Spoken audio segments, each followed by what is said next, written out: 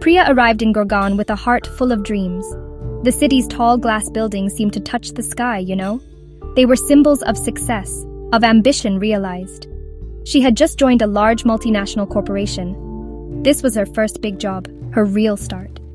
She walked into the massive lobby on her first day, feeling a mix of excitement and nervousness. She promised herself she would work hard. She would learn everything she could. She would climb the ladder, one step at a time. This was more than a job for her. It was the beginning of the life she always wanted to build for herself. Her ambition was a bright, burning fire inside her. She was not just there to do her job and go home. She wanted to make a real impact. She wanted to lead projects, to innovate, and to be a voice in important decisions. In her mind, the corner office wasn't just a physical space. It was a goal, a destination that proved she had made it. She looked at the senior leaders, the ones who commanded respect in every meeting. She saw herself in their place one day. She knew the path would be long and difficult, but she was ready. She was prepared for the hard work that lay ahead of her. In the beginning, everything seemed perfect. Her team was welcoming and the work was challenging. Priya poured all her energy into her tasks. She stayed late, learning the systems and understanding the business. She asked questions, she contributed ideas, and she was always eager to take on more responsibility. Her initial performance reviews were glowing. Her manager praised her dedication and her quick learning abilities. She felt seen. She felt like she was on the right track. The dream felt closer than ever, and she was filled with a powerful sense of optimism for what the future held. Her family was immensely proud of her. They had always encouraged her to be independent and to follow her passions.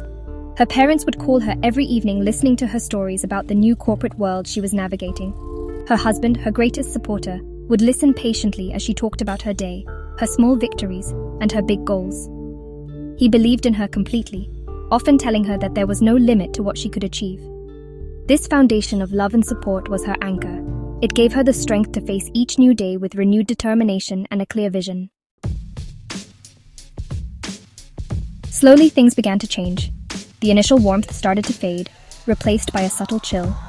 Priya noticed that her ideas in meetings were often ignored, only to be applauded when a male colleague presented the same concept minutes later. She was frequently asked to take notes or order coffee, tasks never assigned to her male peers. These were small things, tiny cuts that were easy to dismiss on their own, but together, they formed a pattern she could no longer ignore. It was a silent, unspoken bias that made her feel invisible and undervalued. Her contributions were being systematically erased.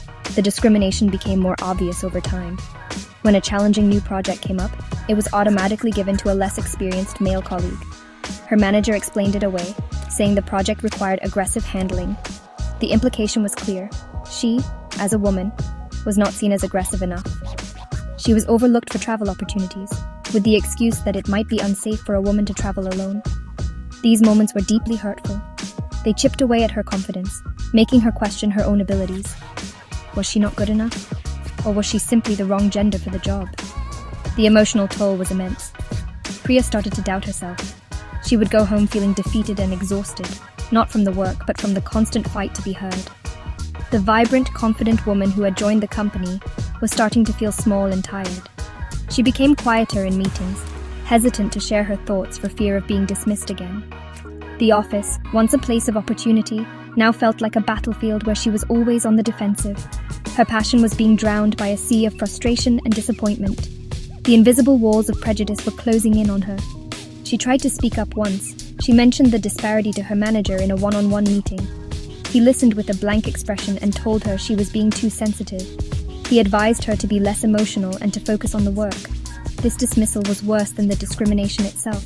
It invalidated her feelings and made her feel completely alone. It was a clear signal that the system was not designed to support her. She realized she couldn't fight this battle by following the rules. She had to find a different way to navigate this hostile environment. Just when Priya felt lost, a lifeline appeared. A senior director from another department, a woman named Anjali, noticed her potential. Anjali had seen Priya's work on a cross-functional task and was impressed by her sharp insights. She called Priya for a coffee. During their chat, Anjali shared her own stories of navigating the male-dominated corporate world. She offered Priya guidance, not as a boss, but as a mentor. She taught Priya how to present her ideas with undeniable confidence and how to build strategic alliances. Anjali became her guide, her advocate, and her source of strength within the company walls. Not all her colleagues were part of the problem. A few of her teammates saw what was happening and offered their support. There was Rohan, who would make a point to credit her ideas in meetings if someone tried to steal them. He would say, as Priya was just saying, "I think that's a brilliant approach." There was also Simran, who would share articles and resources on leadership and personal growth. These small acts of solidarity were incredibly powerful. They were reminders that she was not alone in her fight. These supportive colleagues became her workplace family, a small circle of trust in a difficult environment.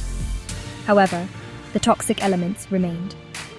A particular colleague, Vikram, seemed to enjoy undermining her. He would make condescending remarks disguised as jokes. He would spread rumors or take credit for her hard work without shame. Dealing with him was a constant source of stress. He represented the ugly side of corporate culture, the one that thrives on pulling others down. Priya learned a valuable lesson from him. Not everyone will be your friend, and some people are obstacles you must learn to work around. She learned to document everything and to communicate with him only through official channels. Her family's support was her constant refuge. Every night, she would share her struggles with her husband. He never offered simple solutions. Instead, he listened with empathy and reminded her of her strength. He would say, "Don't let them dim your light. You are brilliant, and you will show them." Her parents would send her messages of encouragement, reminding her of all the challenges she had overcome in the past. Their unwavering belief in her was the fuel that kept her going. It rebuilt her confidence piece by piece, night after night, preparing her for the battles of the next day. Priya made a conscious decision. She would not let the negativity defeat her. She would transform her anger and frustration into focused determination.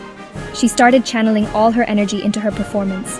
Her work became flawless, her presentations impeccable, and her data-backed arguments undeniable. She let her results speak for her.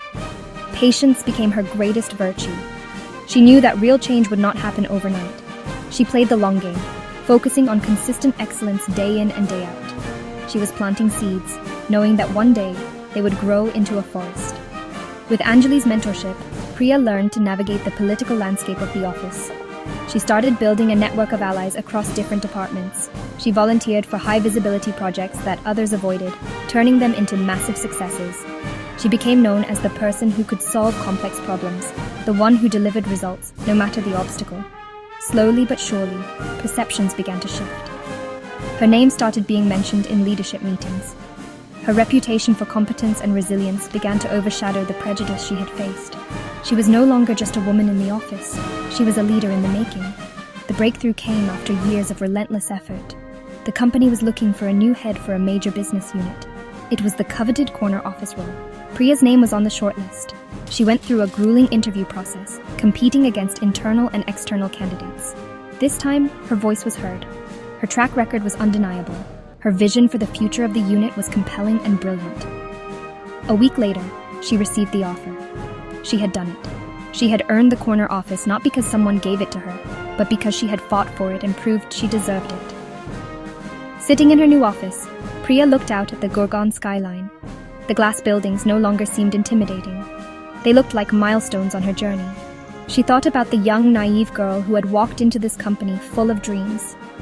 She had faced discrimination, self-doubt, and toxicity, but she had also found mentorship, friendship, and unwavering support. She had learned that grit is not about winning every battle, but about having the patience to endure and the determination to keep fighting. The corner office was not just a symbol of success. It was a testament to her resilience and the power of never giving up on her dream.